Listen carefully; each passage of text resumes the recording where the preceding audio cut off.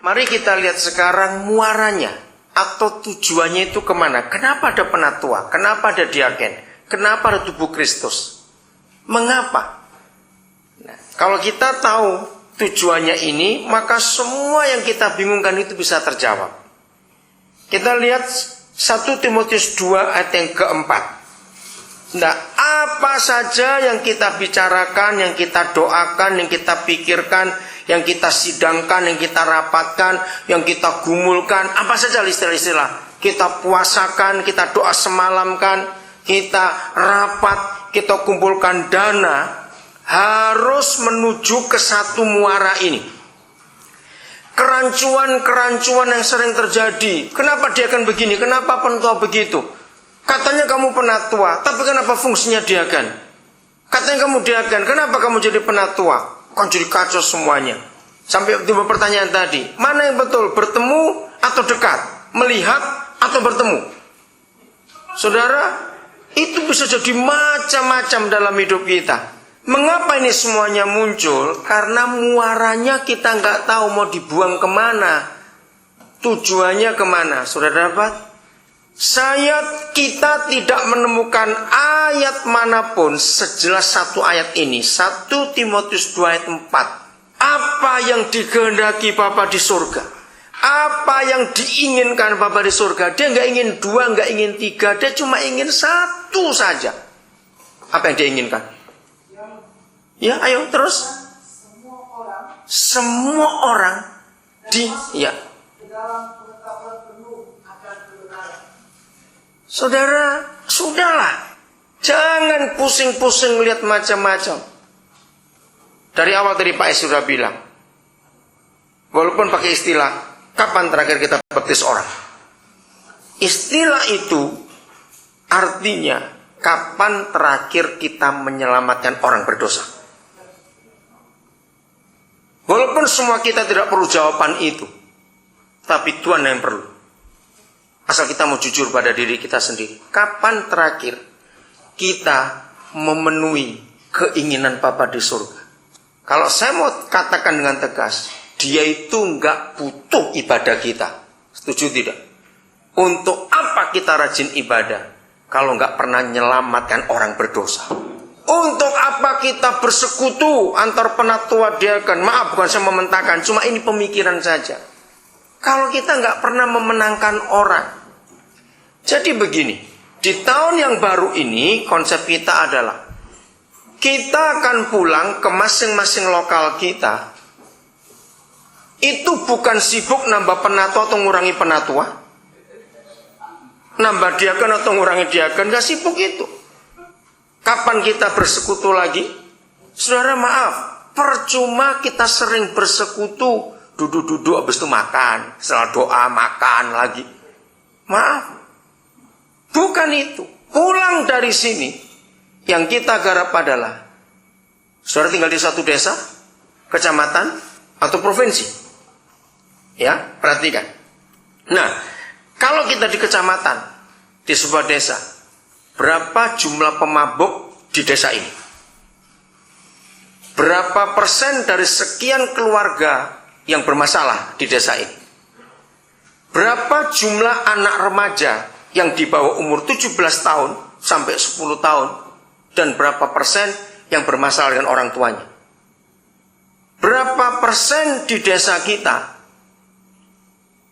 yang kelihatan keluarganya bagus, rumahnya bagus, tapi hancur di dalam? Ngerti maksudnya? Cari data. Nah, itu yang kita garap. Yaitu ngurus orang-orang yang di sekitar kita tinggal. Jangan sibuk mau bongkar rumah untuk orang ibadah lebih besar. Ayo kita beli musik, alat musik baru. Maaf. Genapi dulu 1 Timotius 2 ayat 4. Yang menghendaki supaya semua orang diselamatkan. Kalau semua fokus kita ke jiwa-jiwa, saudara, maka masalah-masalah tadi itu kecil. Betul enggak? Nah, sekarang kita sebagai penatua dan hamba Tuhan, tingkatkan rasa yang Yesus punya. Apa yang Yesus punya? Matius 14 ayat yang ke-14. Tingkatkan apa yang Yesus rasa dalam kehidupan kita. Matius 14 ayat yang ke-14. Silakan salah seorang membaca. Ketika Yesus mendarat, Ia melihat orang banyak yang besar jumlahnya. Ya. Maka tergeraklah hatinya oleh belas kasihan kepada mereka, dan Ia menyembuhkan mereka yang sakit. Kegagalan gereja justru di bagian perasaan Yesus ini. Bahkan saya berkata tegas, gereja sudah nggak punya perasaan lagi sekarang ini. Kalau saya berkata gereja termasuk kita, bukan bagi gereja. Kenapa saya berani berkata gereja nggak punya perasaan? Ya karena ayat ini nggak ada dalam gereja. Setiap kali kita melihat orang banyak, yang timbul di hati ini apa? Jujur. Saya kalau pakai ilustrasi begini. Seorang penjahit, kalau dia jalan ke satu tempat, tiba-tiba lihat orang banyak, yang muncul apa di pikirannya? Wah, kalau aku bisa buka jahit di sini ya, wah laku banyak ini. Betul? Konveksi. Seorang yang punya restoran atau rumah makan, lihat orang banyak, muncul apa? Nah, sama. Ternyata banyak hamba Tuhan seperti itu. Wah, lihat orang banyak, ayo buka gereja yuk. Maaf, bukan itu yang dicari Tuhan. Melihat orang banyak, setiap kali kita melihat orang banyak, sesepi-sepinya daerah di Indonesia, tetap ramai, saudara. Betul tidak? Karena tetap akan banyak orang. Nah, kalau kita penatua yang benar, maaf saya pakai kata ini, kalau kita hamba Tuhan yang benar, setiap kali melihat orang banyak itu, hati ini nangis. Ada belas kasihan yang muncul. Sebab mereka tak bergembala. Kata tak bergembala itu kalau disimpulkan cuma ada dua arti. Satu, lapar. Karena darah domba ini gak tahu rumputnya di mana. Dua, tidak punya arah. Ilustrasi saja. Mengapa Yesus berkata, kamulah domba-dombaku? Kenapa dia gak berkata, kamulah kucing-kucingku? Lu pernah mikir itu gak, saudara? Apa bedanya domba dengan kucing? Coba lihat itu. Domba itu bodohnya luar biasa. Kucing itu pintar. Kucing itu gak perlu dituntun. Kucing gak perlu gembala. Mereka bisa pulang sendiri. Ayo, berapa kali kita buang kucing tetangga karena kurang ajar betul. Suka curi ikan di rumah kita, dibuang jauh-jauh, balik lagi. Karena kucing itu tahu mana jalan pulang, domba tidak tahu. Jadi kalau saudara dan saya menyebut diri penatua dan hamba Tuhan, berarti waktu kita melihat orang banyak itu, harus timbul belas kasihan seperti Yesus. Apa yang kita mesti buat untuk orang-orang itu? Pulang dari sini, jangan sibuk nambahi jadwal kebaktian. Jangan sibuk nambahi jadwal doa malam, doa puasa, jangan. Ajak semua jemaat untuk nangisi orang-orang di sekitar kita yang tidak tergembalakan.